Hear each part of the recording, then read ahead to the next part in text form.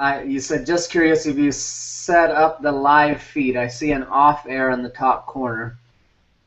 I'm not sure. I set links for both a live event and a recorded event. Let me see what's happening here. One moment. It's on live again. It says off air. I think whenever you start recording, it goes to live. Set up the live. Say that again. It says live in the corner now. When you. Okay. Oh yeah, because I hadn't pushed record. Got it. Thanks, guys. Okay, so I'm going to start over for the sake of the recording. So for those of you watching the recording, I started the call, didn't push record, and now we're kind of doing a start over. So first I invited everyone to breathe, and then I started to set the context a bit about how, first the topic, and the topic is based around our family of origin. And the name of the event was Family Dynamics and the Role They Play in Our Lives and Success. So, and I'm starting by setting the context in the very beginning, before even this life, because really that's how it ties into our purpose and who we really are. We tend to get so caught up in believing that we're this body, and that we're these stories, and that we're this life, and that we are our social conditioning, and that we are our pain, and that we are our ego, and we are our limitations. We're so caught up in all of these things and believing and identifying with them that if we don't do something to identify with who we really are, then we're so lost in the game. It's like you're playing a video game and you think it's real, and you can't wake up from the video game and it keeps beating you down. And if you don't realize it's just a video game and realize the truth of who you are, then you are trapped within the confines of the game itself, and you no longer live at choice, and you don't have the ability to live limitless. So Marcia has been posting some great content from Byron Katie. And Byron Katie shared how she had wanted to commit suicide for every day, for year upon year upon year, more than a decade, I believe. And finally she woke up one day and said, what if the thoughts I'm believing aren't true? And she realized that it was the thoughts that she had been believing that were making her want to commit suicide, making her so miserable, making her want to die.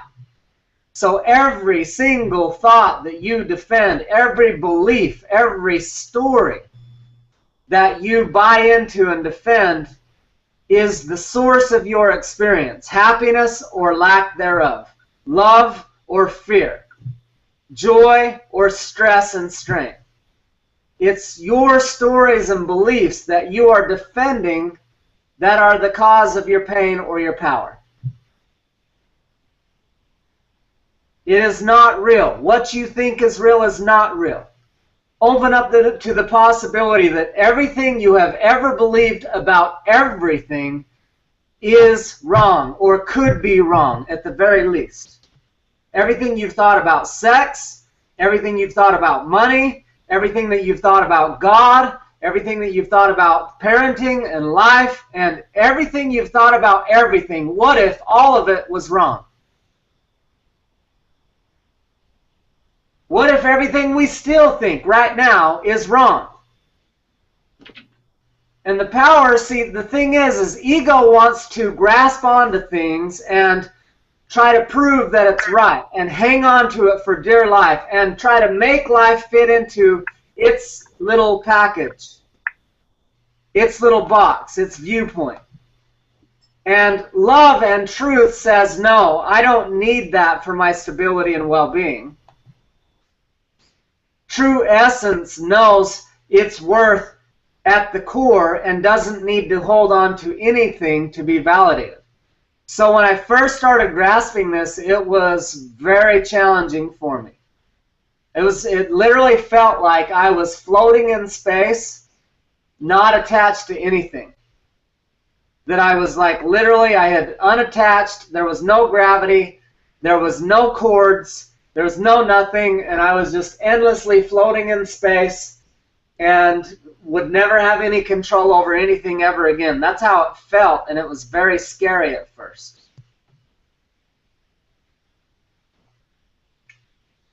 But as you become more comfortable with the idea of living in the question versus the answer, and becoming the source of your own well-being versus requiring somebody, anybody, or anything outside of you to source your own well-being.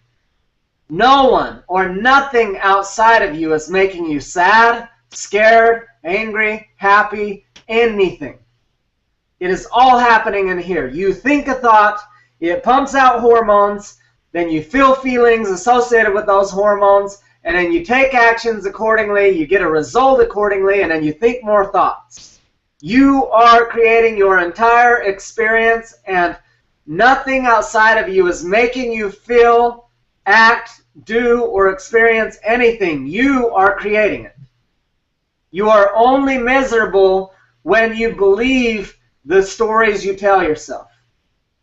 When we can identify and say, oh, interesting, I'm thinking this, and I'm feeling this way. Oh, well, this thought generates contraction. I wonder what thought would generate expansion.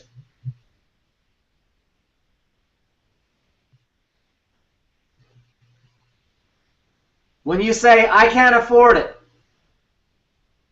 is that true? When you say, he made me sad, is that true? When you say, this is going to take a long time, is that true? And when you start doing the work of Byron Katie and questioning every thought you've ever held about anything or everything, you start to discover that actually you don't actually know anything to be true. You believe it to be true, you've made it up that it's true, you don't actually know that it's true. And if it's generating contraction and holding you back and creating so that you are stressed, unhappy, losing power, or anything else, it is a thought that is debilitating you. And it's no longer of service to you. Unless you're wanting more pain and you want to learn through pain, then yeah, go ahead, suffer on. Because pain is here to teach us. And so if you want to learn through pain, go ahead, rock and roll. Keep believing your thoughts and stories. And eventually you'll learn whatever you're going to learn. But if you'd like to move more quickly and easily, question everything. Everything. About everything. And then question it again. And then when you think you've landed on the truth, question it again. And again, like always being open, one of the critical pieces to success, and I'll be discussing this Thursday, day after tomorrow, noon Pacific. I partnered with two other very powerful guys, coaches, leaders, trainers, teachers, business owners. We're going to be talking about some critical pieces to success. And one of the number one pieces to success is your ability to receive feedback and be open to learning from everything that happens in your world. If you defend versus learn, you stay stuck. If you're defending, you're staying stuck. If you're opening to learning, then life becomes your teacher. You are moving in the fastest route possible. Openness to learning from everything that happens in your world is possibly one of the most, and possibly the most important factor we can have. It's true humility. Humility is not degrading yourself and demoralizing yourself and talking down about yourself. True humility is openness to learning. Willingness to live in the question versus the answer. Willingness to let go of defending your limitations, your stories, your thoughts, and your beliefs. willing to stop believing your thoughts. Just because you think it, you don't have to believe it. We would be best to actually observe it the way scientists observe a petri dish. They look at the dish and they see what happens when they change the environment. What happens to this element when we put cold or hot or warmer or light or darkness, and they see what happens. They test. You may even try on the notion of, rather than trusting, testing. Replace the word trust with test. So instead of just assuming that something's true, instead of trusting Christopher John Stubbs, I don't want you to trust me. I want you to test. If I say this will help you, don't trust and just go off my word. That's not going to help you. Test. Just test it. Try it. See what happens. The same way a scientist tests in a petri dish. So if we go in, scientists, one of the other things they do is they don't go in and say, nope, it's this way, I know it. They go in with a theory and they do their very best to remain objective and then just see what happens. And yeah, you'll have all kinds of fears and stories and beliefs that surface and say, no, you can't question this. This will happen. You can't try that. That'll happen. Well, if you look back in history, almost everything we believed would be true was not true. We believed the world was flat. It wasn't. We believed women were less than men. They're not. We believed other races were less than other races, and they're not. We believed that if you open it, in the Dark Ages, we believed that the reason why the Black Plague was spreading was because people were smitten from God because they were evil sinners, and it ended up being a hygiene issue. Society used to believe that the reason why all the tall, bigger houses got struck by lightning was because God hated rich people. Later came to discover it was because that they needed to put grounding rods in houses. I mean, we've believed that, if you think of the witch trials, seriously, do you think there was witches that needed to be burned at the stake? I think not. I'm thinking like powerful women who had a voice, who were really good with herbs, who knew how to heal people and didn't buy into the bullshit. I'm pretty sure that's who got burned at the stake.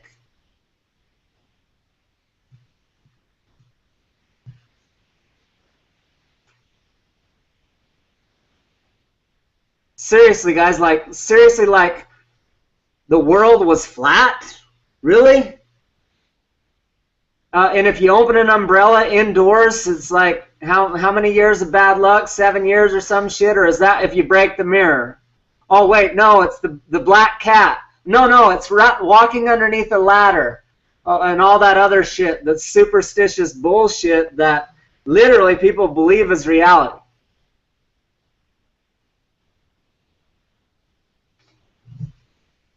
It's the people who questioned the way things were that made change.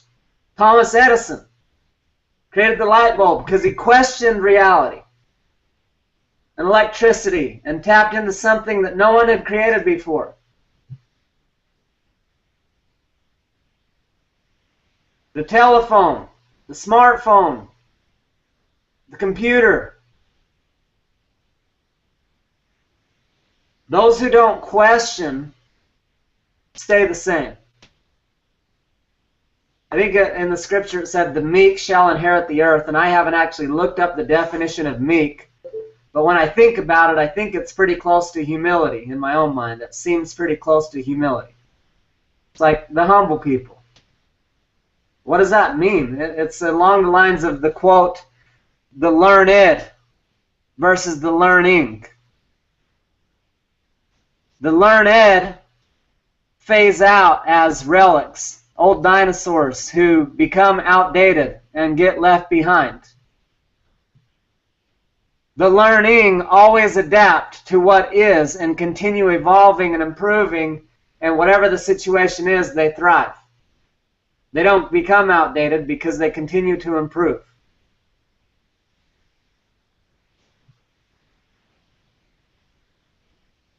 Yeah. Someone said, if someone tells you this is the way it is, then it's another form of brainwashing. So, with all this context set, let's get back on the main topic of family dynamics and the role they play in our lives. And let's go back to the original, where does all this start? And how does this tie to our purpose? And why are we actually here? And then go up through the ages. So let's start in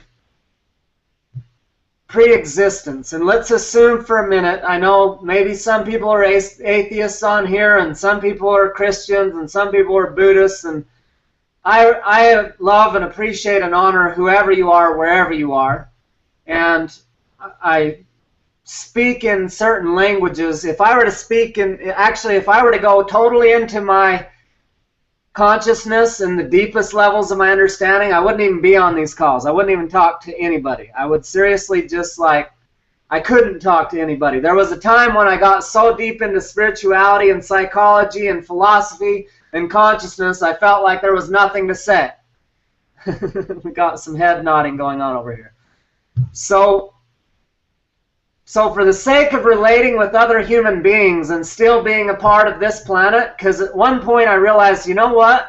It's all great and fine and dandy that you're really tapping into the cosmos here, but if you're not actually having an earthly experience while on the earth, what the hell are you doing here?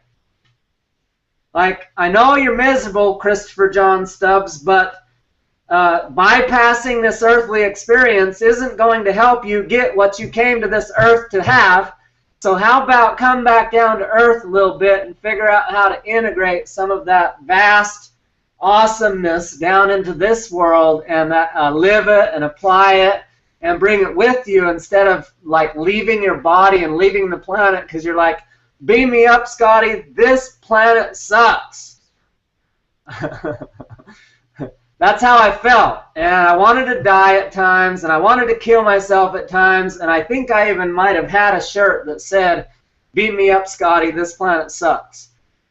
And that's how I felt. And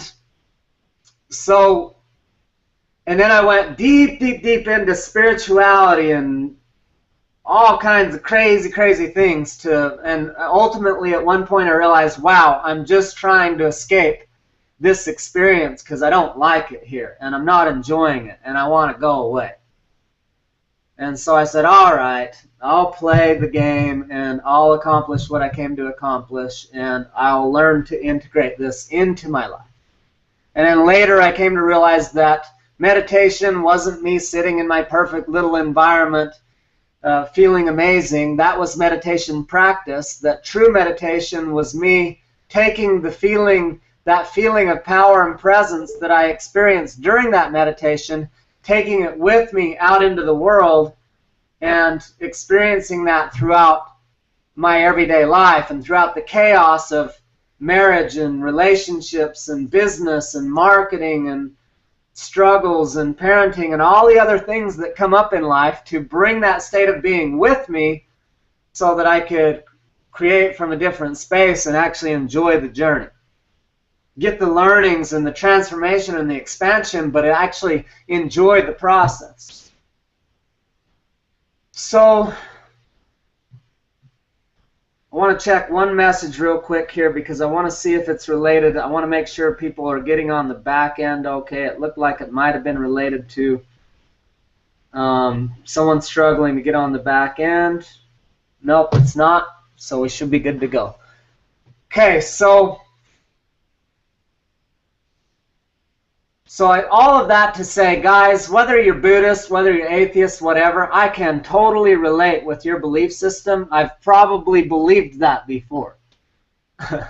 I probably at one point went in because I'm such an extremist, always got to go all clear off the deep end here, and then pendulum swing clear over here, and then back and back and back and back.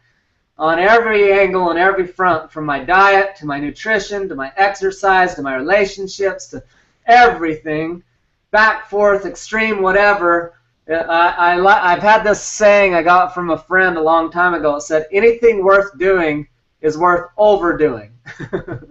Now, I don't actually believe that to be true, but that has been a theme for me. So again, guys, I love my atheist friends. I love my Buddhist friends. I love my Christian friends. I'm all of you. I believe like all of you, and I believe like none of you. I'm kind of just a mesh of all that. And I basically just say, you know what? If it's truth, and I accept it. And then from those confines, each of us is thinking like 8,000 thoughts a minute or something like that, and you're only hearing like 100 or whatever it is. So we're filtering it down, and even in my words in all of these trainings, it's coming through so many filters that I'm just thinking, some of the filters are, how can I best say this in a way that they'll understand it? How can I best say this in a way that will provide value and be relevant? How can it, as I describe things, doesn't mean I even see it that way. It's just sometimes a parable of how to describe it so that I can help get a point across. And if you believe one certain way or another, don't let that deter you. Just look for the principles of how that aligns with what you stand for and believe in. So, with all that being said, let's envision for a moment that there is a pre-existing world prior to this life. And let's envision that place that people have described as heaven. But let's make it a little bit different for this visualization. Instead of it being that we have a heavenly Father and a heavenly Mother and a heavenly brothers and sisters, let's envision for a moment that it's closer to energy. And let's envision for a moment that even the energy is closer to light, just for the sake of visualization purposes to get why we're here. And in that light, let's envision that all of that light combined is like a sun. And that sun is made up of millions upon millions of little candles that are us. And that we were part of the whole that was the light, but we were just one little candle. And as we looked around, it looked like everyone else was the same as us. Look, that's the candle, that's the candle, that's the candle. We're all candles, we're all the light, we're all shining, and we're all the same. Now, for those of you, some of you may be on the call and know exactly the book that I got this from, and if you don't, it's called Little Soul and the Sun by Neil Donald Walsh. It's a phenomenal children's story that isn't just for little kids, it's for big kids like you and me too. Because all we are is just little kids trapped in a big kid's body, every single one of us. So, in the book he describes that, and what I'm telling, and it's this concept of us all being part of the light, but wanting to know ourselves separate from the light. It's kind of like the thing I've described in the past of, if a rich kid has daddy give him all the money he wants and always bails him out and solves all his problems, and rich kid never learns how to solve his own problems, never learns how to generate his own money, never learns how to source his own confidence. I mean, half of the confidence that one experiences around money, if not all, is the ability to know, wow, I learned how to create money from nothing. That means I can create money anytime, anywhere, anyhow, no matter what the economy does, no matter what the markets do, no matter what happens outside of me, I will always be able to create money. Once I know how to create money, I can always create money. So when it comes to money, confidence with money, that is where the root of confidence with money comes. Is first off, you got to love yourself, but second off, just knowing I can create money anytime, anywhere, anyhow. Now, the rich kid who's had that provided for him will never have that experience unless he loses daddy's, the source of daddy's income, because it's too easy to just say, hey, Dad, bail me out again. No one wants to face the pain that it takes and the fear of going broke and not knowing if you're going to survive and whatever. We always take the short, easy shortcut. Almost everybody looks for the shortcut, the magic diet pill, the mortgage that's bigger than they can afford so that they can feel rich even though they're not rich, and a million other things that we do that it's like magic pills, short, instant gratification without any type of investment or effort or anything on our part. Just what can I do to get it now for free? So that's our tendency as humans. So the rich kid, as long as daddy keeps providing, the chances of rich kid changing it is almost none. Because the only time we actually create change in our world is the moment that the pain of our current existence becomes bigger than our fear of change. The pain of our current reality must become bigger than our fear of change. And this is a huge concept when towards what I was saying earlier around questioning everything you've ever thought was true. Because if the pain of your current reality isn't big enough, you're going to hang on to those thoughts for dear life.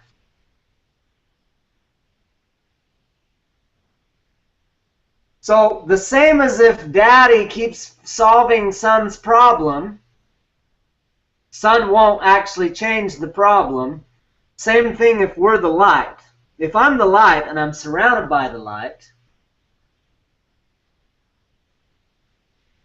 I don't actually know what it's like to be the light in the darkness. I'm just a spoiled rich kid who had love and light given to him from God, if you want to call it that. So let's go now, rather than from the candles and the sun, let's go to a parable of the father and the son and the mother and the brothers and sisters all in heaven. Let's go to that vision that Christianity and other versions have tended to create for us. Let's envision that for a moment.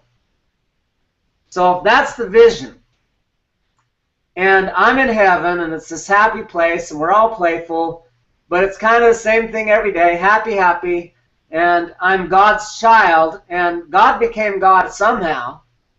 Somehow he earned the right or the ability to truly be God, or the ultimate creative source, right? How? Was he a spoiled rich kid who had it handed to him? Was he a trust fund baby? I would think not. Pretty sure he earned his way and actually has a solid foundation of how to be that. Otherwise, the first storm that comes along knocks you off your rocker.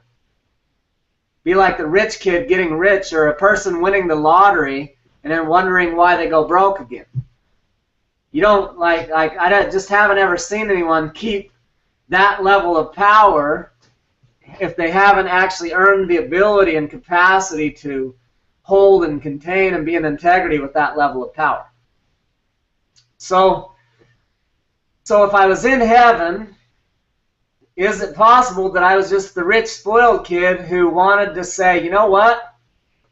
I don't want to be, hanging out here under God, my dad's roof. I want to go out on my own and learn how to support myself.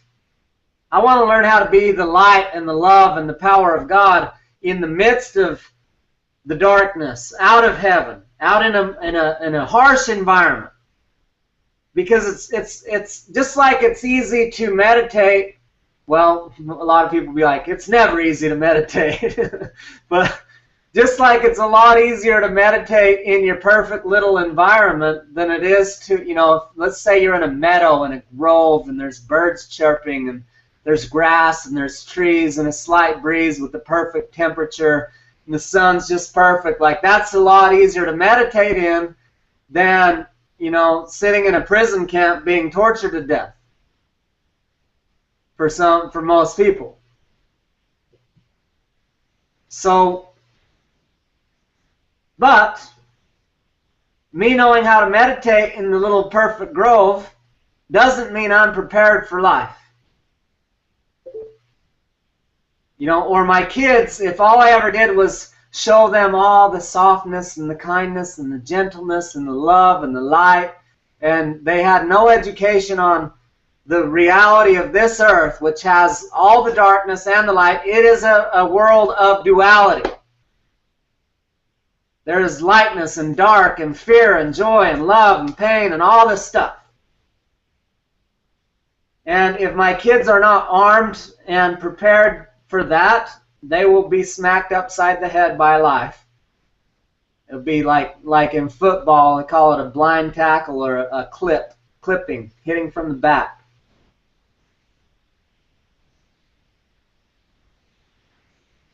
So in all of these scenarios, the child learns to be solid, not by me protecting the child, but the child being able to be armed and prepared to handle the adversity.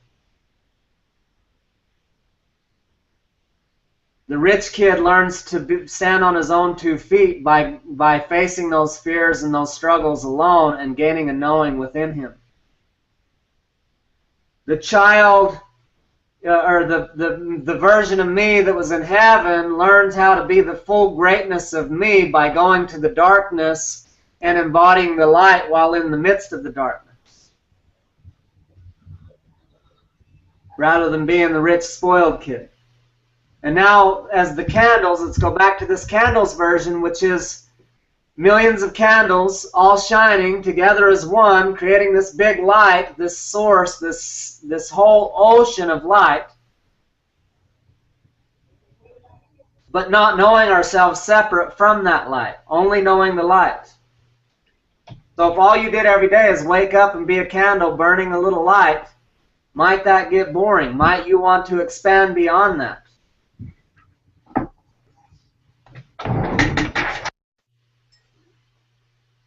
So then imagine the little soul asking, and I guess another thing it goes into describing is, if you looked around, and let's say everyone looked like me.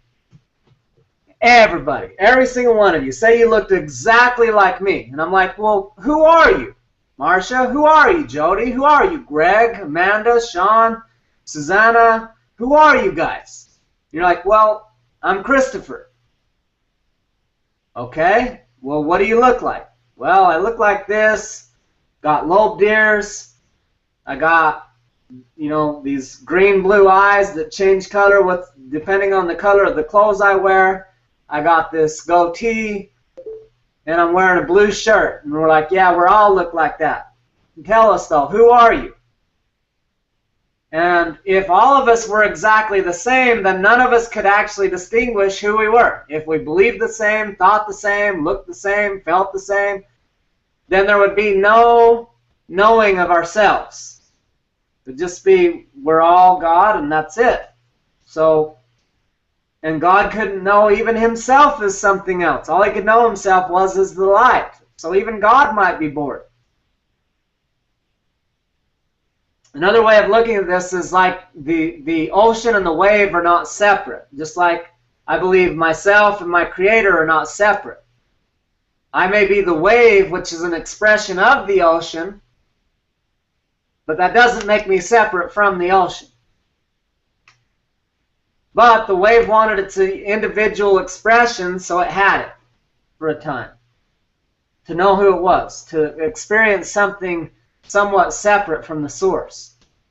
So if we created an illusion, if basically, let's say God said, you know what, I want to know myself as something different. So I think I'll create a false illusion, a false reality, a fake reality, a holodeck for any of you Trekkies out there.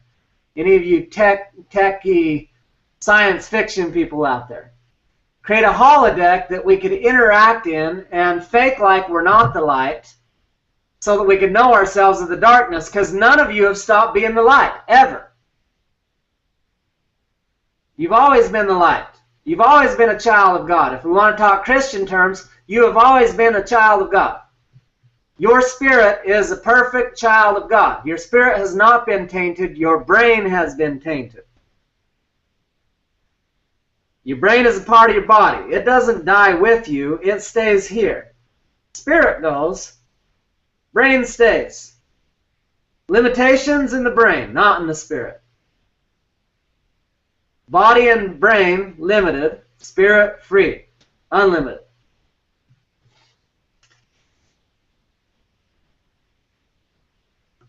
Okay, so if we were in heaven and we're like, I want to know myself as the light in the midst of the darkness. That way I'll know what the light is, because if we all look like Christopher and we kept looking like Christopher, then we would be confused we'd just be like, oh, we're just the same. 7 billion clones of Christopher on a planet. How boring would that be? So,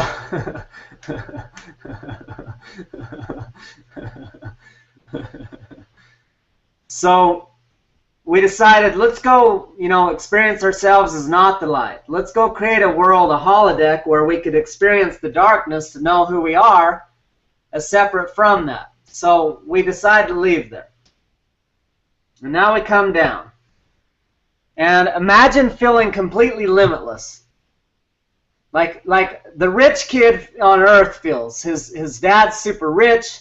Kid thinks, I'm so confident. Look, I've got everything. Everyone likes me in high school. I'm so cool. I'm so hip. I got the nicest car, all the cash. All the girls like me. I'm good at sports. I've been to every program. All the best everything, tutors and classes and everything. I'm cool. Then daddy dies.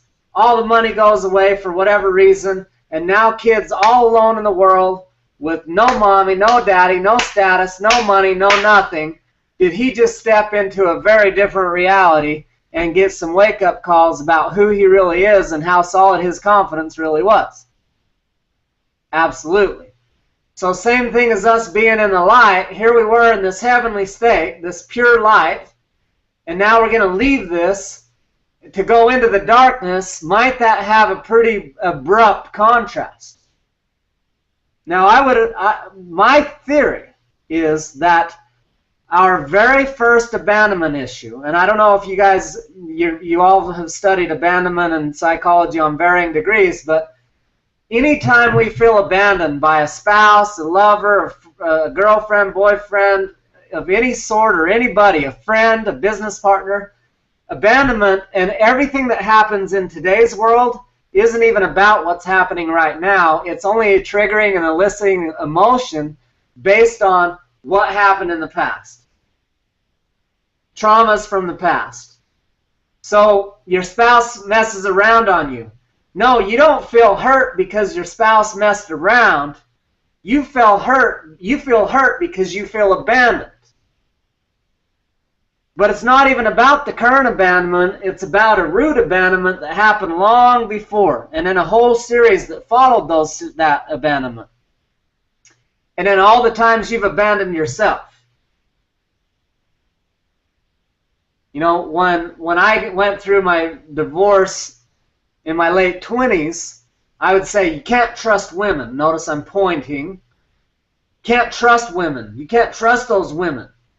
Well, there's 3 fingers pointing back, and what I realized is I started looking at everything I say and believe about that out there is true about me in here, because if you spot it, you got it. So I said, how is it that I can't trust me? And first I was resistant. I'm like, that's bullshit. I'm not the one that did this and that and blah, blah, blah. It's them I can't trust.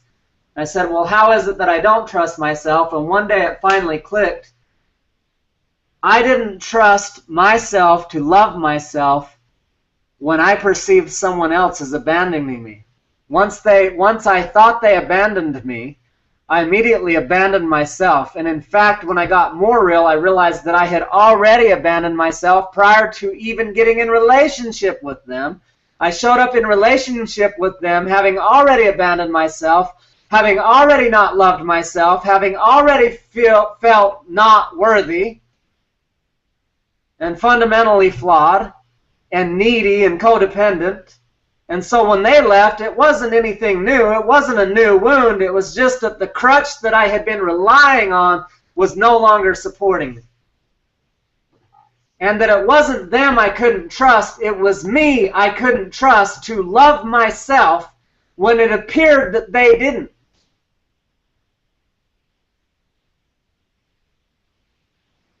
I couldn't trust myself to be there for myself when it appeared that they wasn't.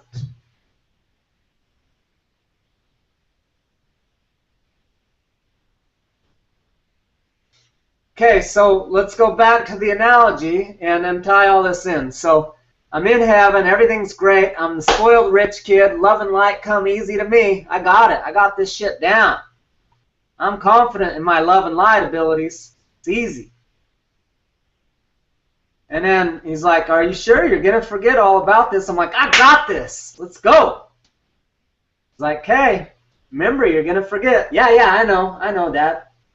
Okay, know that I love you. I know. I'm going to miss you. Dad, can I go now? He's like, all right, have at it. Boom! Jump down, I'm in a body, and instantly, and this could be off, this is just a vision I had. Who knows how much of this is accurate, and who knows how much of it's inaccurate. Just test it and try it on. See what we can get from it. So now all of a sudden I'm in a body, and I'm just a few cells combined, and I'm in Mom's body. And it's tiny, literally like you couldn't even see me. In today's microscopes probably, maybe you could, I don't know. But so small that it'd be very difficult to see the physical version of me. And now all of a sudden my infinite spirit who could fly from galaxy to galaxy with a thought, jump from mountaintop to mountaintop, like games of tag with Jesus didn't look like running on foot. It was like jump clear across the planet or clear across the valley or clear across the universe. Cool stuff like that, right? And even each other. And now all of a sudden I'm in a body, in my mom, who's insecure, unhappy, totally caught up in the human experience, and thinking thoughts that are pumping out peptides from her hypothalamus, pumping out peptides, going through the bloodstream into the umbilical cord. And I mean, in the beginning, it's not even umbilical cord. I'm just sitting in there. There's not even umbilical cord yet. But eventually, after I've been constrained down to these few cells in this little dark area inside the human body, and I maybe don't even know, maybe I know it's a human body. Maybe I still got consciousness about what's going on. But regardless, it's got to feel pretty damn restricted and limiting to be aware of all that is, or to maybe we forgot all that, and now I'm just sitting here as a few cells, and I can't fly. God's somewhere else, heaven's somewhere else, all my brothers and sisters and friends are somewhere else, and there's just me all alone in a 10-month meditation inside a dark room where there's like constant, not voices per se, not negative voices necessarily, but like hormones that are even worse because they're going through the umbilical cord into me, into the physical body that I'm identifying as me. And everything Mom thinks, she thinks men are jerks, my husband's a jerk, money's hard, life's scary, God's judging me, I'm going to go to hell, and all the other shit, whatever she's processing, and it's producing those hormones and peptides, and it's flowing into baby. Perfect little angel, receiving all these peptides of fear and doubt and insecurity and division. Now, even in that moment of me landing in that womb, is it possible that that was my very first root abandonment issue? Is it possible that right then I was like, holy shit, where am I? What happened? Oh no, I'm never going to get back. Oh no, maybe I screwed up. Maybe God cast me into the depths of hell. Maybe I'll never get out of here. Maybe I did something wrong and he's disowned me. Ah! Please, I changed my mind. Nope, too late. Shit!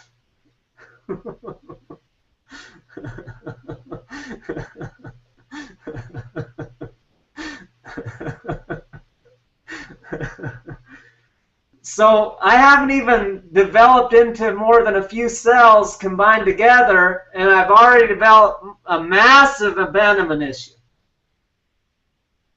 with God, with all that is, with creative source. Like enough to hire the whole rest of your life, therapists couldn't sort this shit out for you.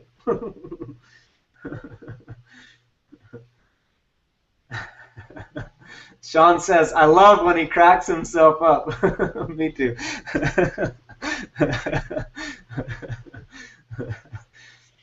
So Like, just that abandonment issue alone, of feeling abandoned from that experience alone, like you couldn't hire enough therapy to undo that abandonment right there. And you haven't even started life. You haven't been spanked. You haven't been told no. You haven't burned yourself. You haven't gotten lost in the mall.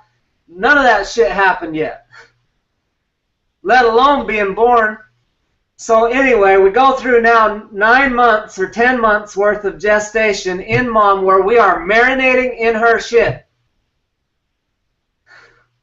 Every thought, story, and belief she has ever held about anything, everybody, and everyone, everything, we have been marinated in. You wonder why you come into the earthly experience with all these limitations? Yeah. And in the meantime, Dad's interacting with Mom, and we haven't even talked about the energies associated with these things.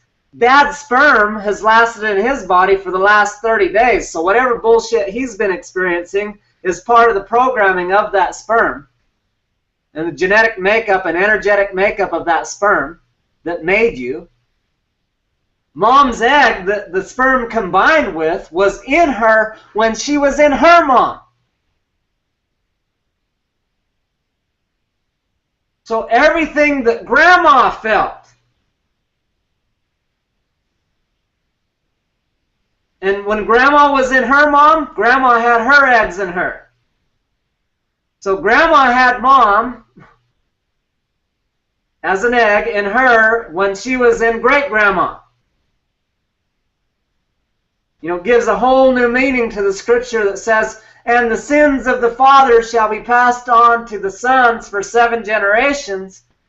We could just change that right now to, because they always say men, you know, men means women and men, right? Just people. Same thing when they say the sins of the fathers. Well, we can just change that to mothers right now. Not that mothers are to blame. It's both. It's all. It's just the human condition. It's the veil.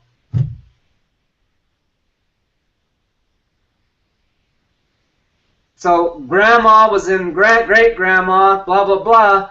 Those energies passed on to that egg. That egg was marinated and lived its whole life and created its stories from the base that it started with. And then Mom, you know, boom, hopefully you get the point by now. So Dad's sperm that's 30-day-old with whatever crap he's dealing with and limiting shit he's dealing with meets with the egg that's been through Mom, that, you know, that was in Mom, that was in Great-Grandma, that was in Great-Great-Grandma. Boom, boom, boom, all that passed down. Now we marinate for 10 months. Everything that Mom thinks and feels goes through our bloodstream. We feel the same emotions Mom feels for 10 months. And we don't even have the cognitive ability to reason in our brain yet. Our spirit, maybe. I'm not sure how that works. Maybe our spirit can observe it all. Maybe not. Maybe it's just like, holy crap, what's happening? But our brain is being affected by the emotions, the hormones, the thoughts. It's programming our body and our brain with the energies of those hormones. Because our cells reproduce over and over and over again. A cell's here, it's going along just fine, and then all of a sudden it separates, and the new cell lives on, and the old cell dies off, but the new cell recreates itself according to what peptides were fed to it over the course of the duration of the previous cell's life.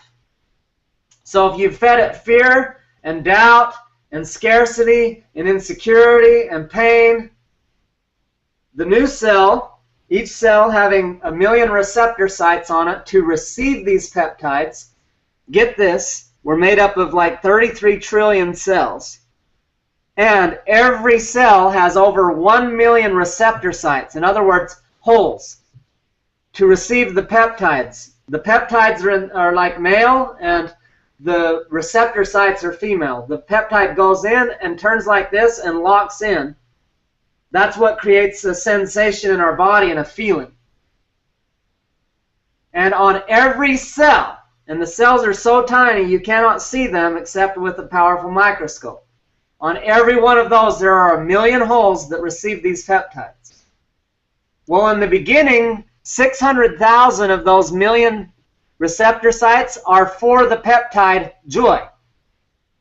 So when it says men are that they might have joy, literally we were physiologically wired to experience joy. 60% for joy. The other 40% is left for anger, sadness, fear, and nutrition. That's the big kicker that surprises. You would think that like massive amounts were for nutrition, for your health and well-being and survival. Nope. Probably like 10% or 20% of the receptor sites are there to receive the peptides that deliver the nutrition needed to carry on and continue to live in physical form.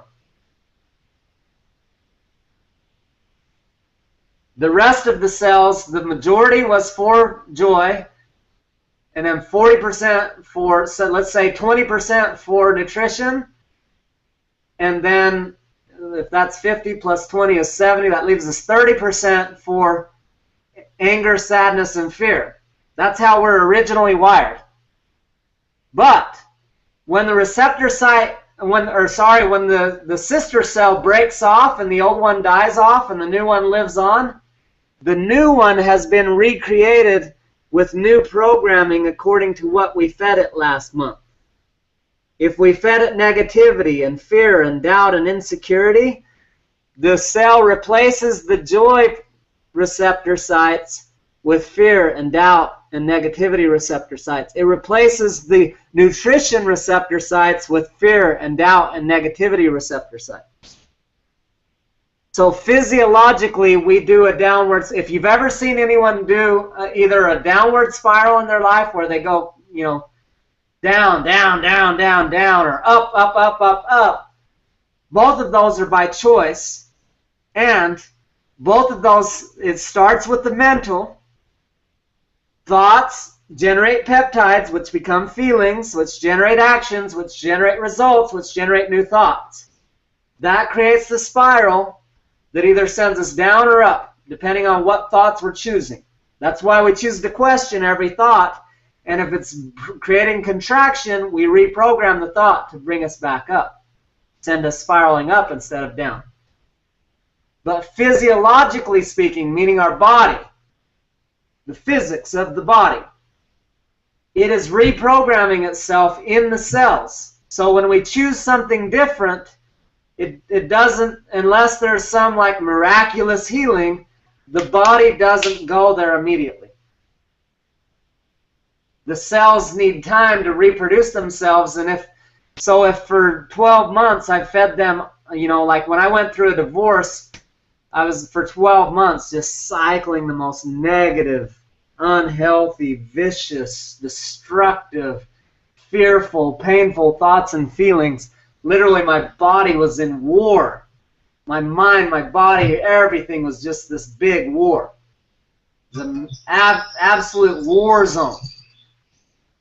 So turning that around, you know, unless you got some Jesus or someone going to lay hands on you and instant transformation, which I believe would exist, that's why energy healing and different things exist.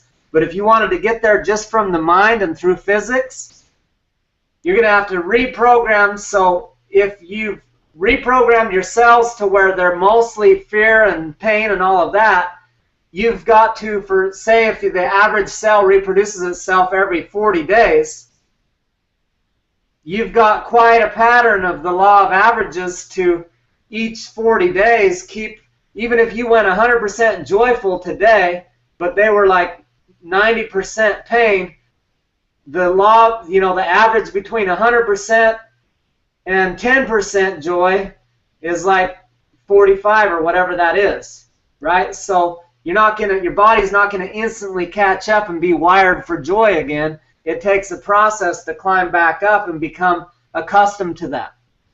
So we literally, because of these receptor sites and peptides, we become addicted to the hormones that we're feeding. constantly. So this is why people stay in shitty relationships.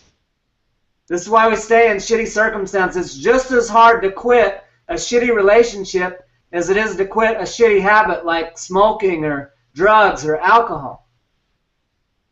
Like, even when we do drugs, we're not actually addicted to the drug. People who are addicted to a drug, they're not addicted to the drug. They're addicted to the hormone their body produces when they take the drug.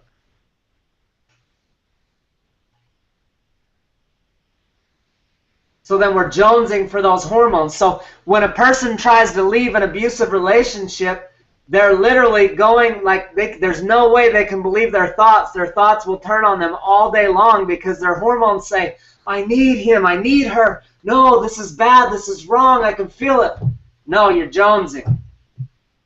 You're addicted. You want that same fix you normally get, even though it's not even an enjoyable fix.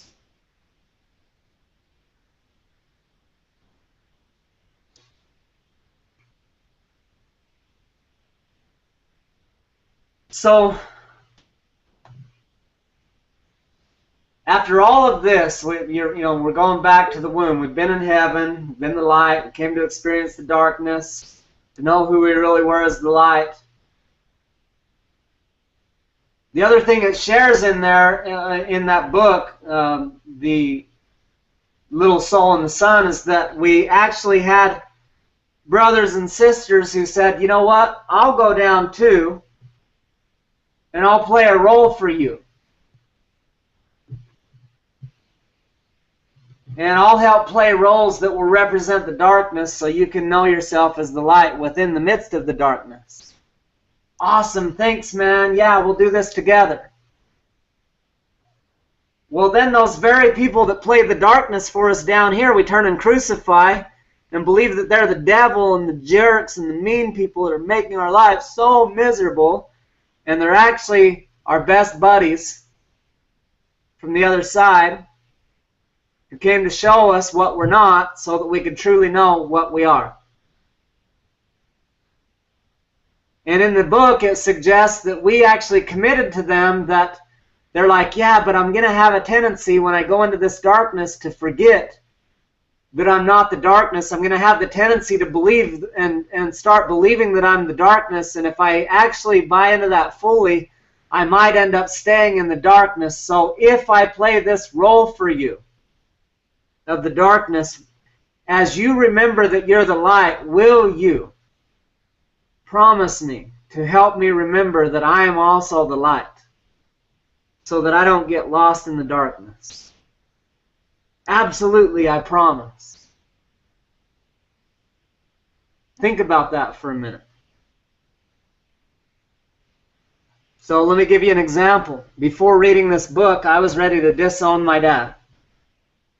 My dad molested my older sisters. I was very upset about this, amongst whatever other abuse and alcoholism and addiction and walking around naked when I was ashamed if any of my friends came over from high school or anything, because several of them saw him walking around our house naked. Different shit. So issue upon issue upon issue. And I hated my dad. And I wanted to disown him. I wanted to be nothing like him. Well, then I read this. Well, then I realized that I was required to heal with my parents to be truly successful and happy within myself. That in order that my primary image of an adult female is my mother, and my primary image of adult male is my father, and that if I don't heal, and that I'm half my mom and half my dad, and what I resist persists, and that whatever I'm judging out there is in me. This was like left, right, uppercut, knocking my ass out looking at all these layers. Like, everything I hate about my dad is in me? Seriously? I can't accept this. I'll kill myself. Everything that I hate about my mom is in me? Whoa, that's heavy. Honor thy father and thy mother, that thy days may be long upon the earth. Okay, don't really want to do that. Let's see if we can bypass that. Is there a clause, a bypass clause for that?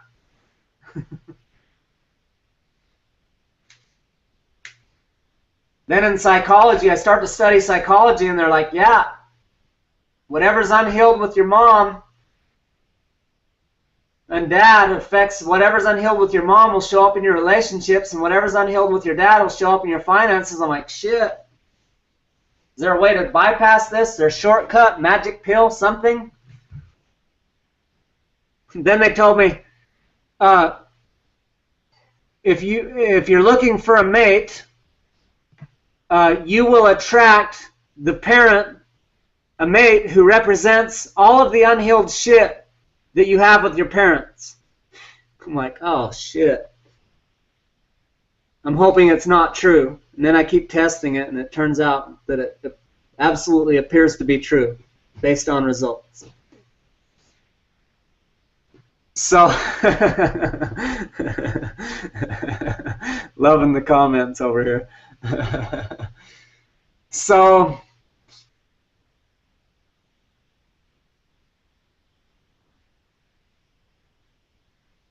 yeah, then the next one, like, what you resist persists. That one's like, so if I resist being like my dad, I end up being like him. That one sucks. If I resist being like my mom, I end up being like her. Oh, that one sucks. And then they had me do a parents process where they had me take and write down all the shit I didn't like about my mom and all the shit I didn't like about my dad, and then all the stuff I did like about my mom and all the stuff I did like about my dad. And then they said, look at that list, that's you. I'm like, bullshit, this isn't me. They're like, okay, you said your dad's judgmental. You're judgmental. I'm like, no, I'm not. I'm the most open-minded, loving, kind guy ever. They're like, okay, so how do you feel about judgmental people? I'm like, oh, shit. Got me.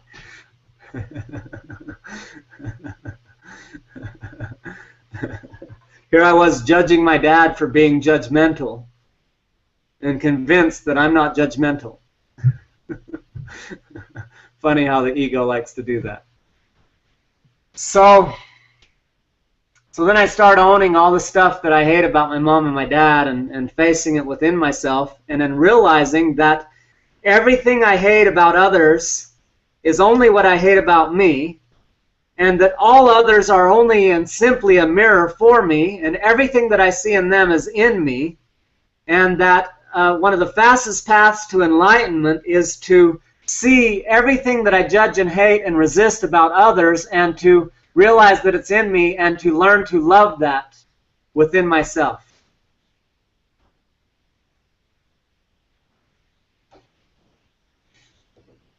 And so I take all these things and discover over and over and over all these things I've been judging about my parents, and coming to terms with them within myself, and getting clear about that, and ultimately having a lot of very intense conversations with my parents and healing these things. It's a tremendous story that's probably, maybe someday I'll share it publicly, but it's so graphic and intense that literally it'd have to be, explicit warnings and all kinds of shit just to even share it publicly. Intensity of talking through the most difficult conversations I can even, I've never even heard of anyone doing it before. And then in psychology, they were telling me that your family of origin is like learning to new communication skills and relationship skills and healing things in a workshop is one of the easier environments. We tend to find it hard to open up, and a lot of people in Limitless Legion here, I'm reminding, open up, share, be authentic, be vulnerable, be raw, be real. Just show us, expose yourselves so that we can help. And people find it so hard. Nowadays, I'm like, why do we find that so hard? When back in the day, seriously, I was the most backwards, shy guy ever. Didn't want to share anything. We think money needs to be secret, and sex needs to be secret, and all these secret topics, which are just safety ways of playing it safe because we don't love ourselves. But, learning to sit in a sealed environment of strangers where a safe container and all this safety has been created, then we start to learn how to open up and be honest and authentic, and we find that it's safe there, and then pretty soon we can do it with a few of our closest friends, and that's cool. And if we're lucky, I don't think anything else really exists like this, like Limitless Legion, but then we create an environment like this where you can do it more and more. And then pretty soon maybe you can do it with your spouse if you're lucky. 90-something% of people can't. Yeah, peeling the onion.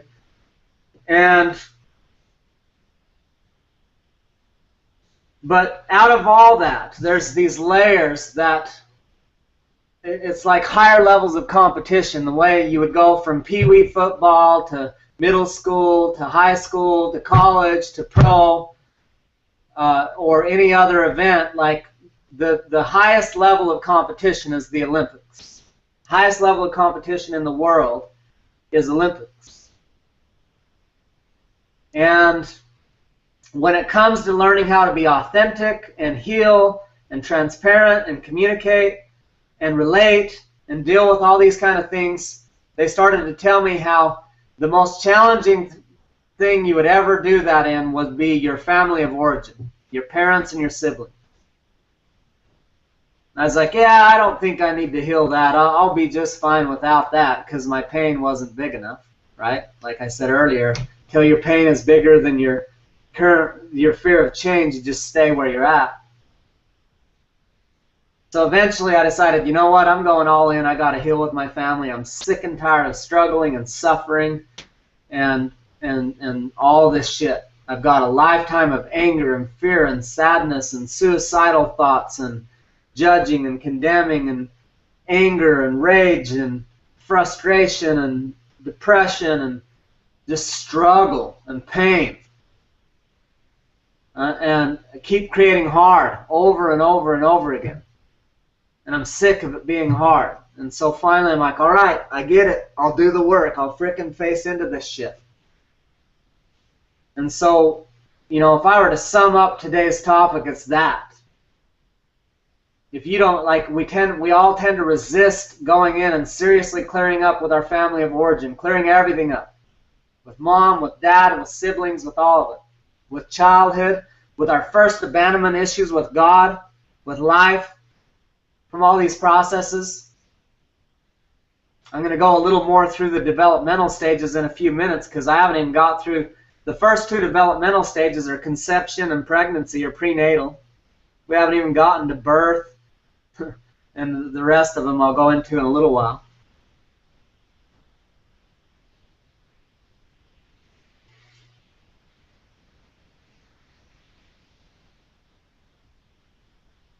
So if we don't clean up this stuff with our parents, then life is hard. Everything we try to do is burdened by, it's like we have this big ass backpack on and it's burdened with like rocks or weights and it's loaded up and everything we do is hard. And if you take every trauma from the past and every insecurity from the past and every judgment within you and trace that judgment down into the unloved parts in you and bring love to those places, every time you do that, you remove a rock from the backpack. You know, there's people out there investing in coaching programs galore. It's one of the biggest industries, best growing industries in the world. But the far majority of them are not addressing the deeper issues. Like, instead of like teaching you, hey, remove that 200-pound backpack of rocks and then we'll climb the mountain, they're like, the way you climb the mountain is you put your backpack on and then you take a right foot step and then a left foot step. It's going to be 3,892 steps. And you just got to put one foot in front of the other. And sometimes you move faster and sometimes you move slower. And you got to keep a positive mindset and just keep recommitting, and you'll get there. You got this. Come on, you got this. And they think that cheerleading and strategies will get them there. And yeah, cheerleading and strategies will get some people there, but it's going to be hard for them. The rest of the people are going to go part way and give up. Because it's effing hard carrying a 200-pound backpack up Mount Everest. You'd be better off to remove all the shit from the backpack, all the rocks, and fill it with the food and the supplies and the warmth that you need for the journey. Like remove all the baggage and the trauma and the judgment and the pain and the unlovability and heal all that stuff so all the weight's gone. And now put back in tools like ice hooks and boots and sleeping bags and tents and stuff so that you can actually stay alive and have the tools and the equipment necessary to thrive in the process. Learning new tools and skill sets and mindsets and ways of viewing things.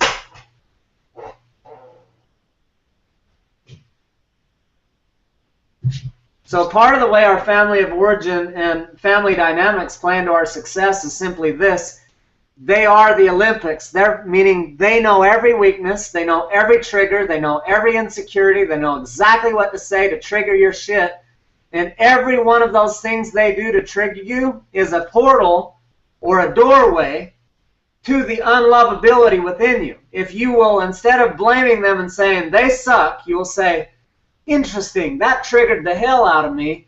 What's the root of that trigger? What's the source of that unlovability? And what needs to happen within me to bring love to that dark, unloved place within me so that it no longer takes me out of the game when that happens?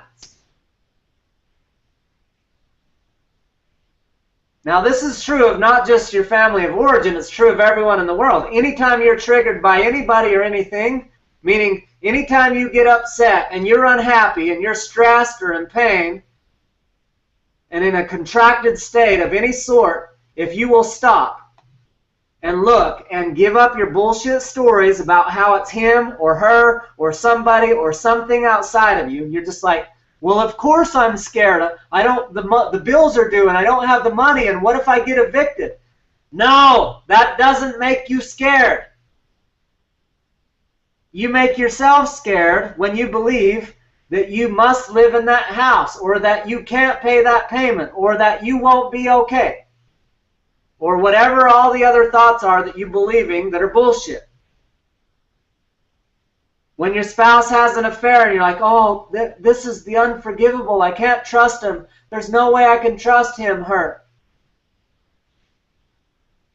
Learn to trust yourself, learn to love yourself, learn to source your own well-being, create new agreements, go to work on healing the shit, take whatever space you need to clean your stuff up, and be there for yourself.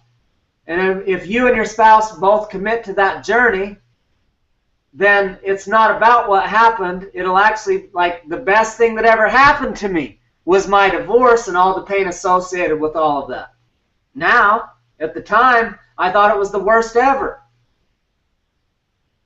Now I look back and, like, I would not be on this call today.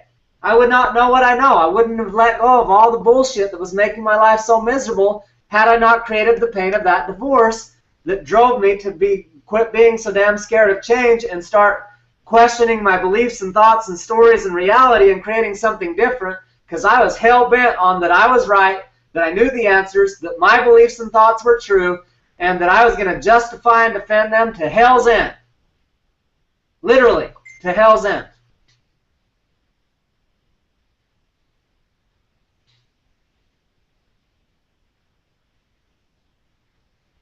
So if all you did is said, you know, I'm going to heal with my family of origin, and then, or if all you said is every time I notice that I judge anybody for anything, I'm going to know that there's 3 fingers pointing back, and whatever's unhealed in me, I'm going to heal in me, and then they will no longer bother me anymore.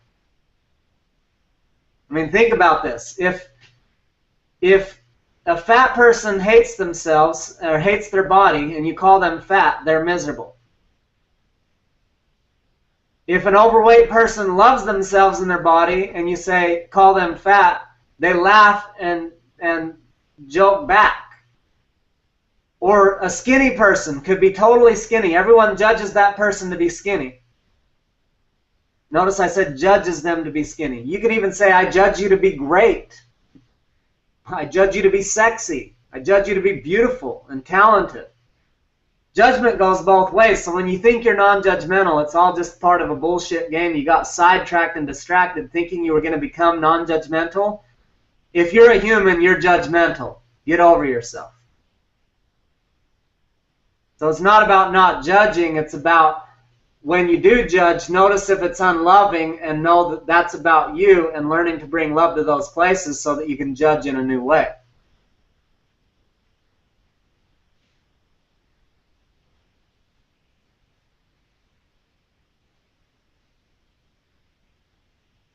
So love is the source of all success and happiness. I will only allow myself to be as successful as I love myself. Whatever I don't love in others is simply a mirror of what I don't love in me. My family of origin holds the most keys and signs and mirrors to perfectly mirror all that I don't love about myself, because they trigger me more than anybody. If I'm willing to face into all of that and heal all those unloved places within me, I will stop treating my lover with the old programming of what I was conditioned into, and I will create epic relationships. I will thrive in business and finances because I will know of my worthiness, and I will only allow the best of the best because I will no longer settle for anything less than the best, because I love myself too much to settle for anything less than the best, because I know of my magnificence, because the more I love myself, the more I align with who I really am at the core, at the essence, on the spirit level. Instead of the shit that I've made up and believed, the stories and the shit that I believed in about my inadequacies and my insecurities and all the ego bullshit.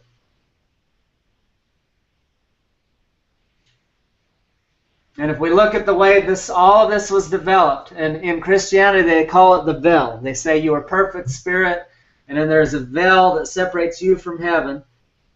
The best of my ability, I'm quite certain that the veil is simply a process that happens from conception to around the age of 6, where I've gone through the developmental stages and taken on a whole bunch of personas and beliefs and stories that are limiting, that are not true and aligned with my essence, and therefore I've forgotten who I really am, and then I'm just repeating that, thinking life's happening to me, until I wake up and begin creating life happening by me and through me. And then I change those patterns and start reprogramming those, so that instead of all the cycles of my cells reproducing and life happening to me, I start to spiral up, because I'm consciously choosing to make life happen by me, instead of thinking and acting like a victim and staying stuck, getting the same results over and over again, expecting different results, literally defining insanity.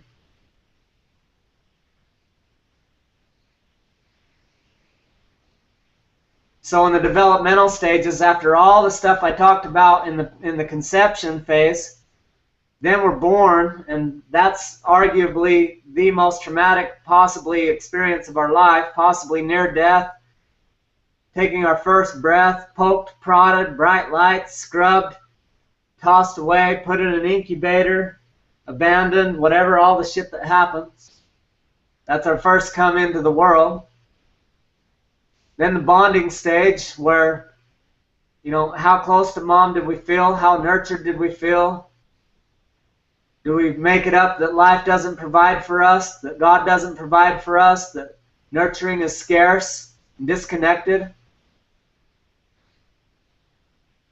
We've got bigger issues with this. The more women tend to be away from their children during those early stages. Then we got the exploratory stage, where we start to crawl around and explore, and the more our parents contain us and program into us that it's not safe to explore far and wide, the more we believe it's not safe to explore life far and wide. So now we're too scared to start our own business. We're too scared to venture out from the norm. One of the tribes I spent time with, indigenous tribes, the Tarahumara Indians, by the age of 5, their child is completely self-sufficient and able to live off the land. If that child disappears for 2 to 3 days at a time into the forest, the mother is not worried about them. In America, we don't let them wander across to the living room. for too long. We tell them no. We freak out because they made a mess. We tell them that's not safe, and don't talk to strangers, and don't this, and that's dangerous, and no, and don't, and no, and don't, and that's dangerous. And we wonder why people are scared to start their own business or, just live life.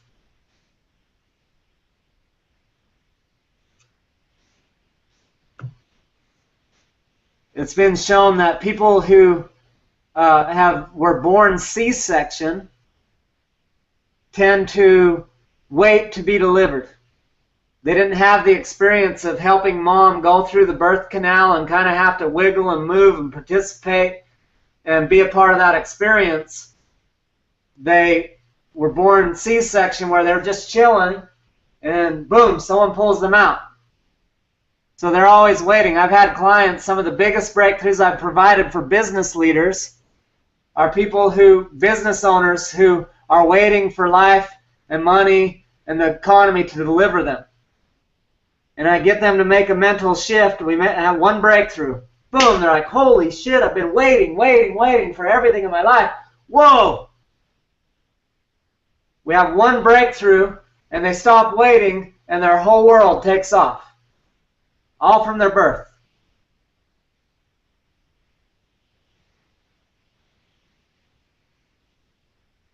We found that people that were born under heavy anesthetics tend to be more ditzy. Found that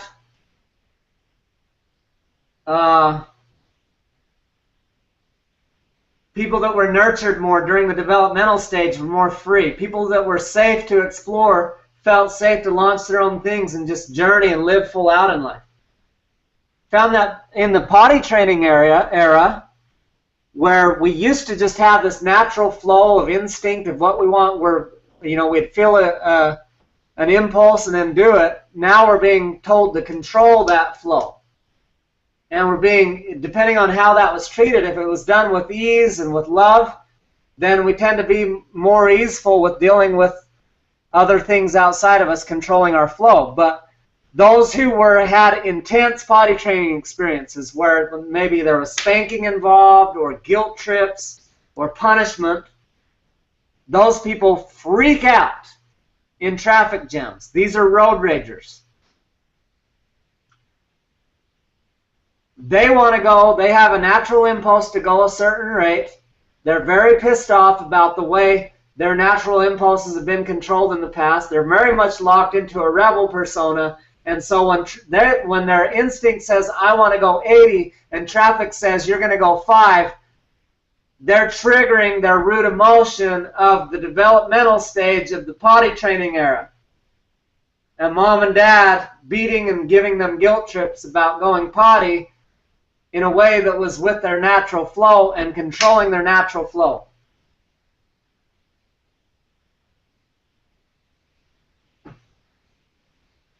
So just the developmental stages alone set all of the pre-programming for your life. And the hardware and software that is this computer, if your mom came to you and said, this is an heirloom ring, it was from royalty and all the generations past, we passed it down for 10 generations, it's of sterling silver and pure rubies, it's amazing, and it's got some diamonds, you got to keep it. You'd be like, holy shit, this is amazing. Most people. But if she came to you and said, honey, we've got this computer, and we passed it down for 10 years, you'd be like, duh, 10-year-old computer, no one wants that. Well, what if she said we passed this computer down for 10 generations? This fucking computer that runs every aspect of your world.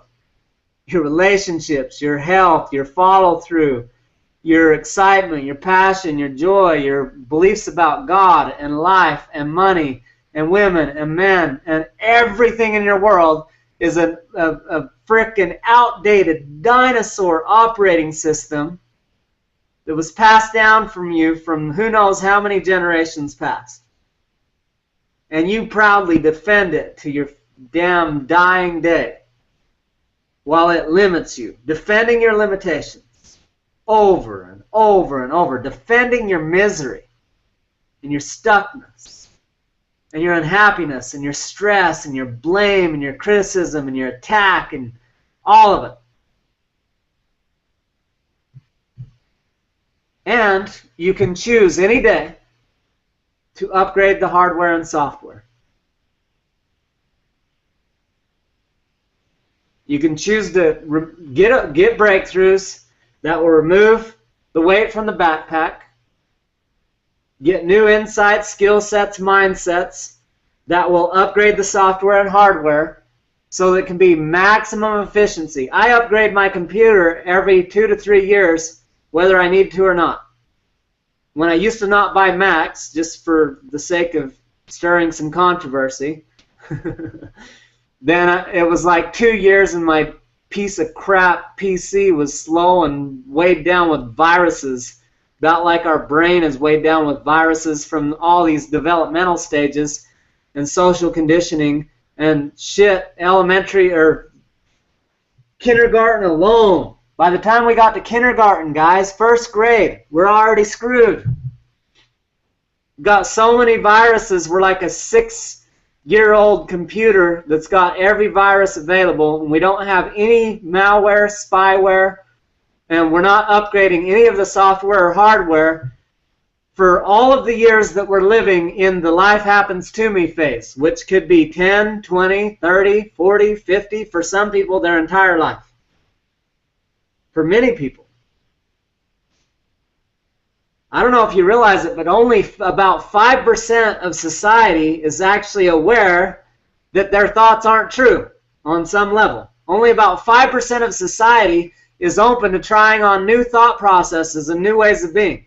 Only 5%, 5 out of 100 people are willing to open their brain and consider something different than that original program. These are your co-creators on the planet. Welcome to Earth. You're fucked. Just teasing. Until you're not. So, you know, we're given this computer that was handed down for 10 generations.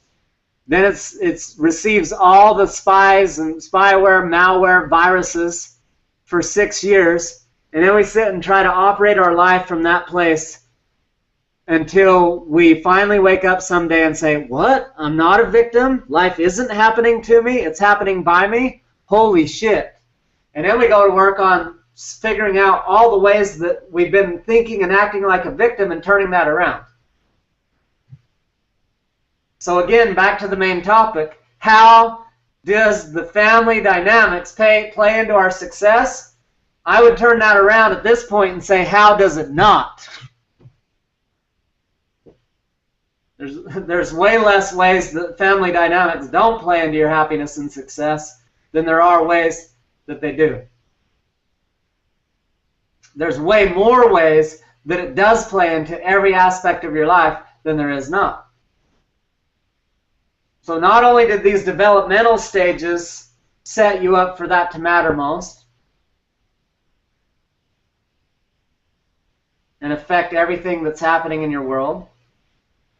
Whatever's unhealed at this point is the clear signs to go back in and clean that stuff up and heal it so that you can release the baggage and move forward with power and precision.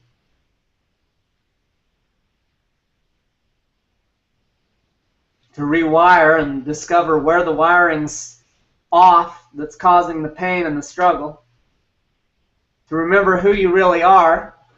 And now back to kind of tie this all in before we wrap it up. Ultimately, the reason why we're here is to remember who we really are as the light.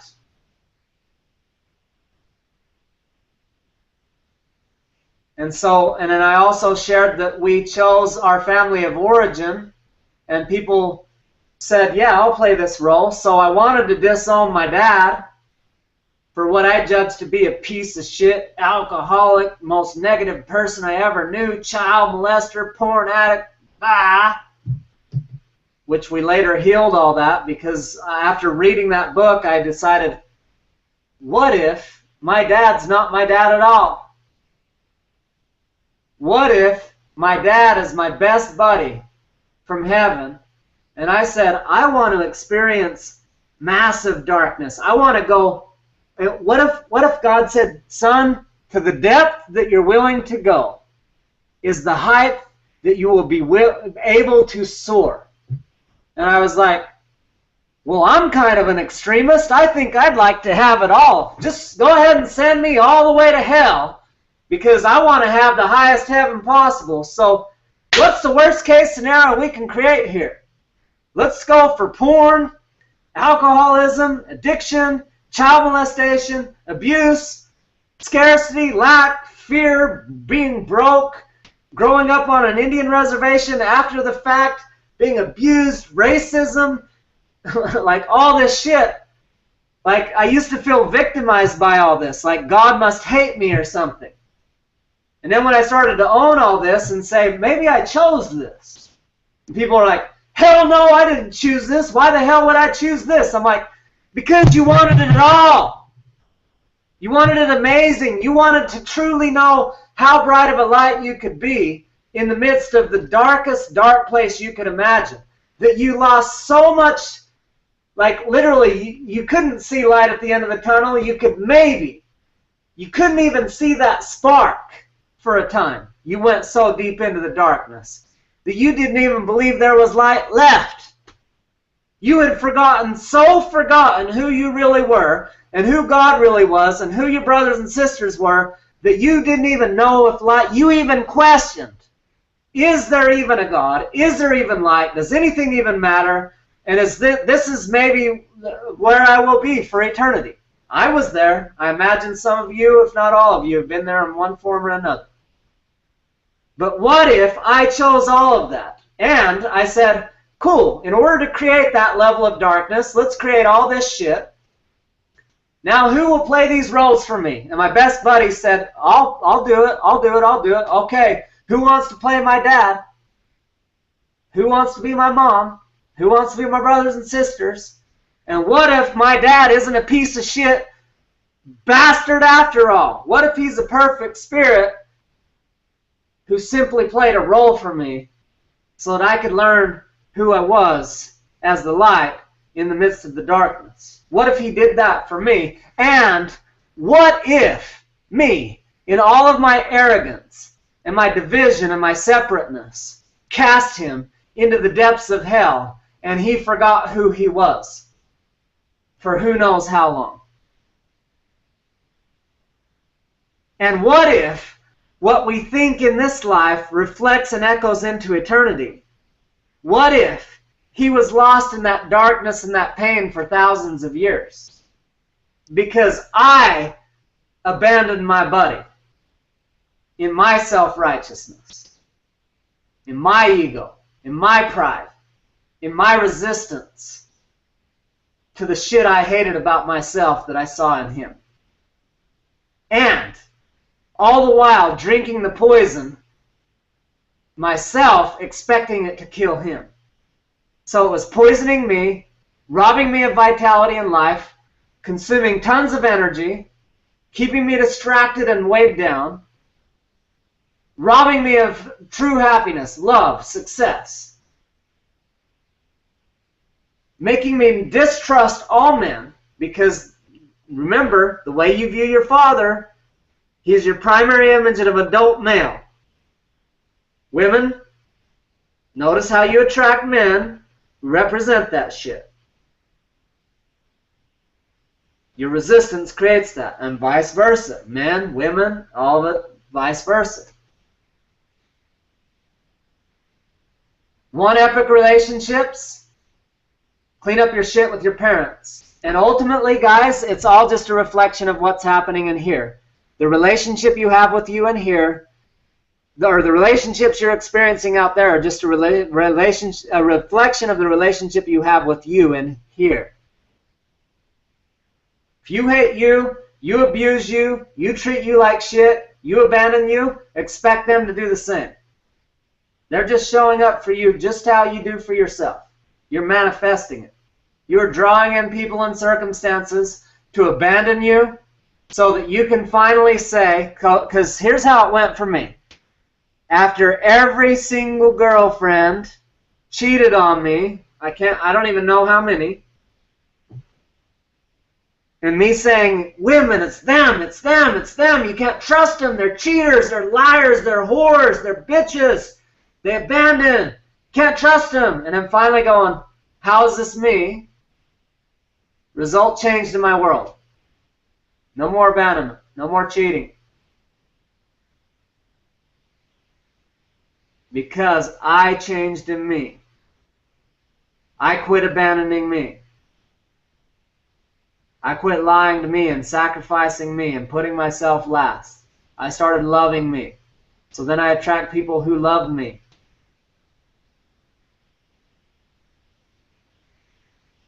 Let me see. I think we're about ready to wrap here. Oh, so there's another concept here. If what they say is true, which is our greatest mess becomes our greatest message, and this is how your family of origin ties to your purpose here on the planet. One is our purpose as the light is simply to remind everybody that they're the light. To help everybody choose the light instead of getting lost in the darkness. So we know that's one of our purposes. Which requires another purpose, which is to constantly remember on deeper and deeper levels that we are truly the light. To learn to love every aspect of ourselves until nothing triggers us. I was mentioning earlier the fat person, the skinny person. The skinny person, they could be anorexic. We could judge them as skinny. And they might judge themselves as fat. 99% of people would say, nope, she's skinny. And she says, nope, I'm fat. Because of what she's made up. So again, believing the stories in her head, keeping her stuck. But the point being is, if I tell her she's fat, she could be skin and bones. And if I tell her she's fat and she hates herself and thinks she's fat, she's miserable. But if she loves herself and she loves her body, I say, you're fat. They go, yeah, I've had that thought myself before. And they just continue on, no trigger. So anything that you get triggered on is a sign of where something that's unloved in you that's calling to be loved. And where the energy is, the problem is. So what do I mean by this? If you're in an argument or you're upset with a spouse or a friend or a lover or a partner, where the energy is where the energy lies is where the issue lies. If you're upset, that's your business. That's the shit you get to clean up. If they're triggered, that's their shit. So no, there's your business, there's their business, and there's God's business. 3 types of business in the world. My business, your business, God's business. God's business is everything that's happening out there. That's His job to manage all that. I don't need to fix any of that. That's His job. Your business is whatever's happening inside of you. If you and I are in a relationship and we say something and you get pissed off, that's your business. You get scared, that's your business. You get sad, you get angry, that's your business. It's not my business. I don't need to fix that. I didn't do anything wrong. I did what I did, and you experienced what you experienced, and you're either going to learn from that or you're going to blame and stay on your victim position. And vice versa. If I'm over here blaming you, so here's one, I'll confess right here. A way I play this out, and I'm still learning from this. I'm going along just fine, minding my own business, right? This is how classic victim stories start out. I was just going along, just mind my own business, right? It's the classic victim story. So, going along, minding my own business, all happy, and all of a sudden my wife's unhappy. And she's projecting something onto me.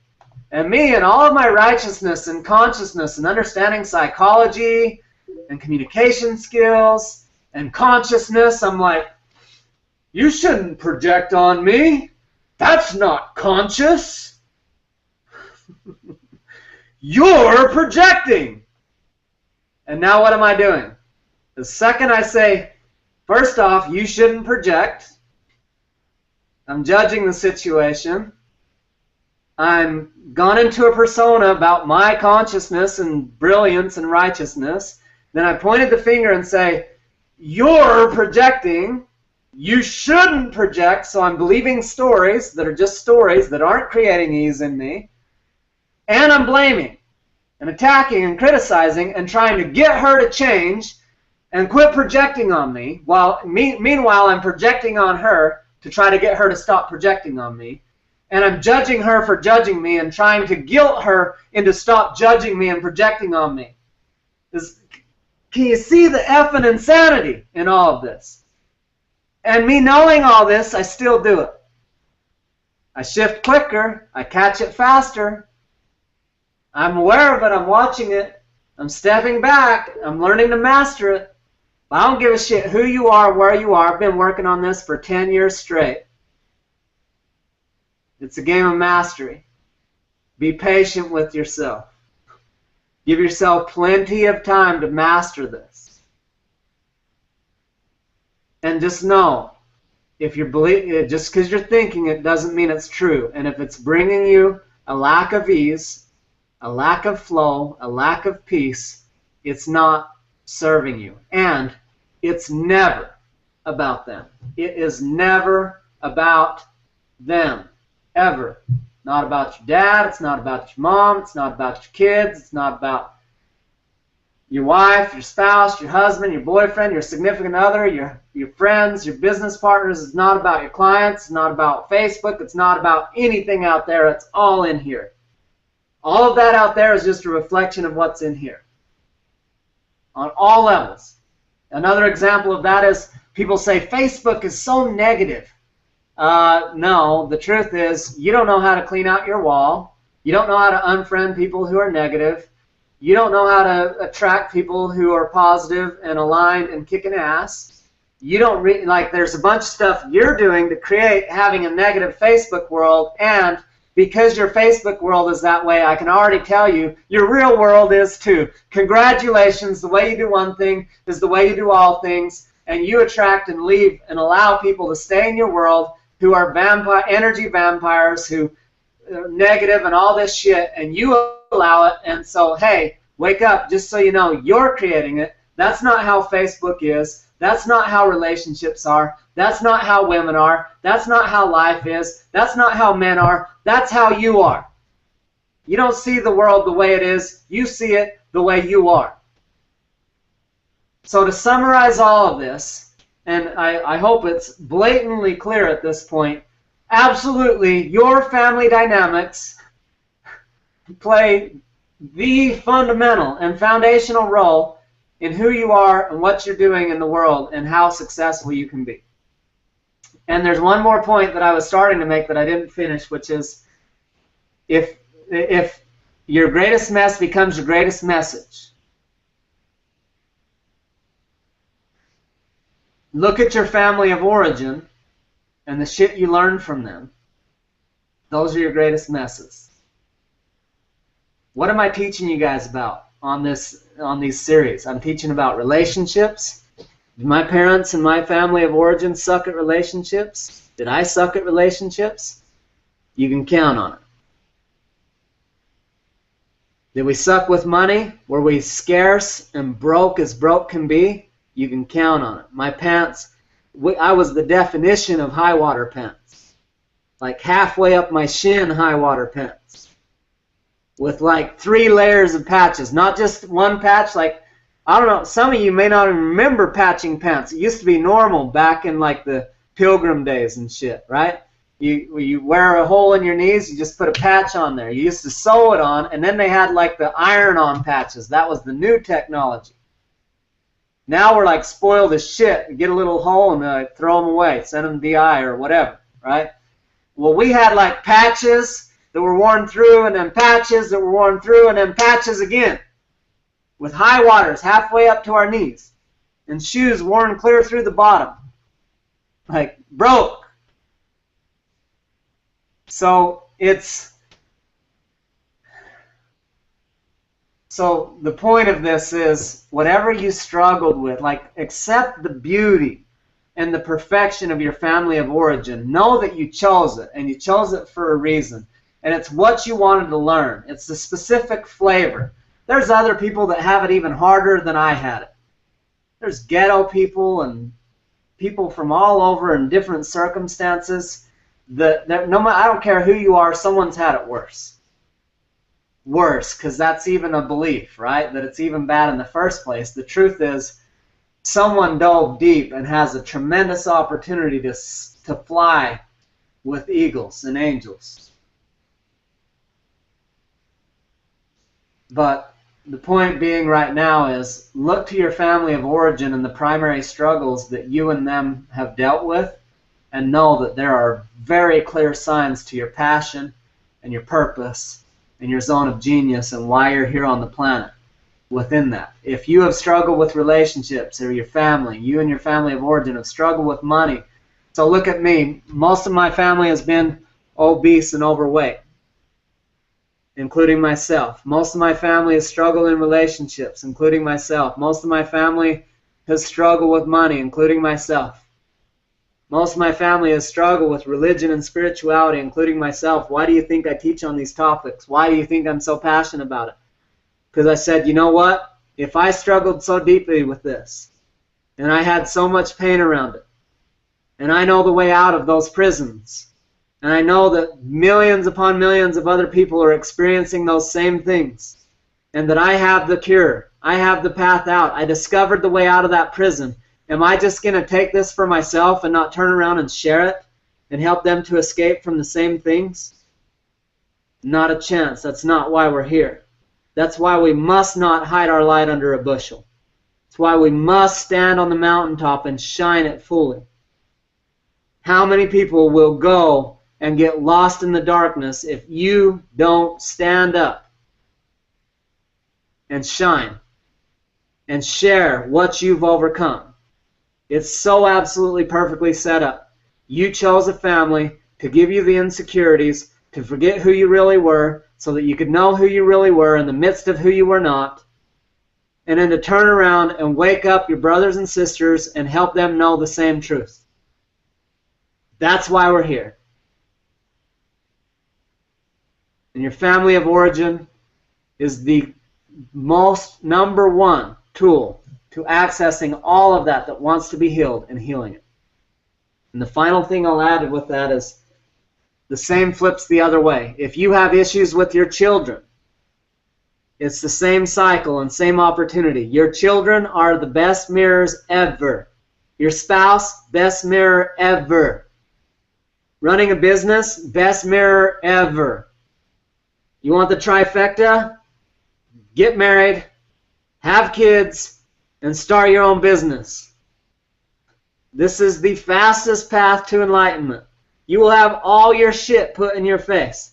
All your insecurities, all your doubts, all your fears, all your bullshit will be in your face every day, and you will either face it or you will die a miserable death. And with your kids, for those of you who choose to have kids, the good news about them is they're a lot harder to write off than your parents are. Your parents, you can say, screw them, they screwed up my life, they ruined me, I'm a victim to them, screw them anyway, and write them off. Same with everyone else in your world. Your siblings, your friends, your old business partners, everybody. But your kids, that's a pretty hard one. That's like almost impossible. There's very few people I've known that could actually write off their kids. And even those who've done it, it just eats and grinds at them every day, like they know something's wrong. And so even that is a purification process. Your kids are a beautiful mirror. Your spouse is a perfect mirror to show you what's unloved in you. And the beauty about the kids is the chances of you writing them off is so slim that you might actually get the lesson this time. And if you're willing. So me knowing that, I knew that right as I was starting to have kids, I prepared myself. And instead of waiting for the teenage years to come and me bracing myself for how I was going to really lock horns with them, I said, you know what, I'm going to start doing my work right now for all the things I don't want my kids to experience, so that I will be prepared that if no matter what they choose, that I will be okay with it. that I can be in a space of love, that I will heal those unloved parts in me now, so that that we won't have to deal with that and drag that into them.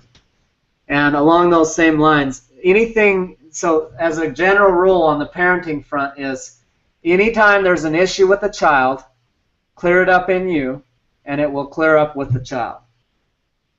It's not with them. It's not their issue. It's yours. They're just reflecting to you your issue.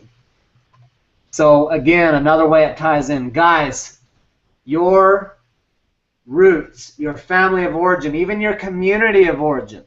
I come from a strong fundamentalist religious background, and I've had a lot of resistance about it. And the truth is, it was a tremendous blessing, and I chose that. And it was to teach me the things I came to learn. You are not a victim to anything. Everything serves you. Anytime you perceive yourself as a victim, you lose power to change it. The second you say, I'm responsible, I chose this, I create it, I choose something new, what can I learn, what can I do differently to create what I most want now, then you now have power to change it.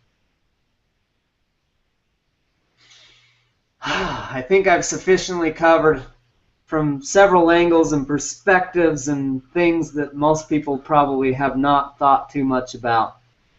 So, yeah, be careful when you dive into the depths of extremes. You might just come out feeling a little bit crazy.